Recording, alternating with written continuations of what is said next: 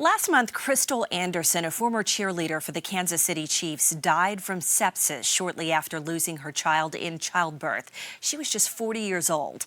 This story of maternal death is all too common here in the U.S., including right here in Arkansas. Dr. Zenobia Harris with the Arkansas Birthing Project joins us here this afternoon to talk about factors contributing to these statistics and the ways that leaders across the state are working to improve the issue. Doctor, welcome. Thanks for being here today. Thank you for inviting me.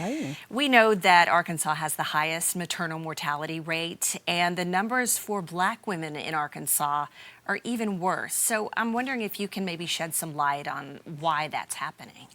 Yes, you're absolutely correct. The rate for Black women is 2.5 times higher than it is for other groups. And unfortunately, there are a number of factors that contribute to this, some being pre-existing conditions that women have when they become pregnant and they get worsened or exacerbated during pregnancy.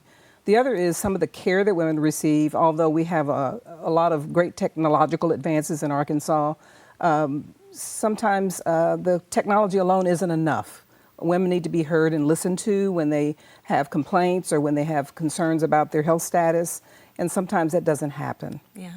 If you can, tell everybody about the Arkansas Birthing Project and maybe some of the programs that you guys have in place that can help these women. Well, the Arkansas Birthing Project is a mentoring program. We train local community volunteers to provide support to women during their pregnancy and for the first year of life of their babies.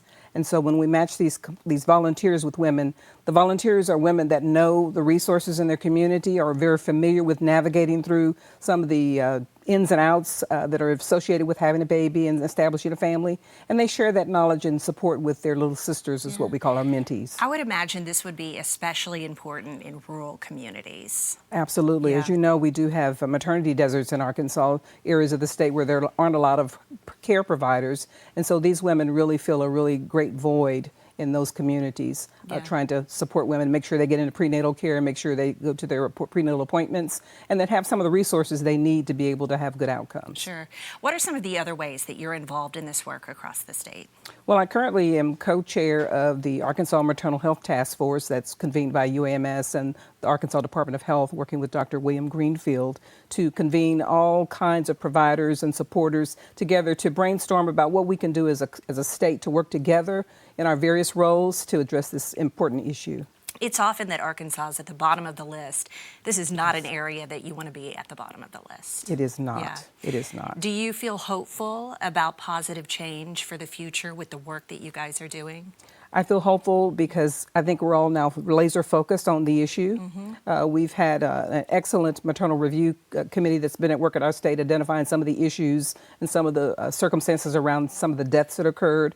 I don't know if you've heard this, but 90%, 85 to 90% of the deaths that happened during this period are preventable. So we've got a lot ahead of us, but I think we have enough people focused on this now, including our governor, that we should be able to come up with some really strong solutions working together. It's an all hands on deck situation. That's what it takes, for sure. Well, if people want more information about the Arkansas Birthing Project, where do they go to get that? Well, they can look us up on our website at arkansasbirthingproject.com. All right. Thanks so much to you for being here and keeping this conversation going. And we'd love to hear more about your work as it continues. Well, thank you so much. All right. Thanks again.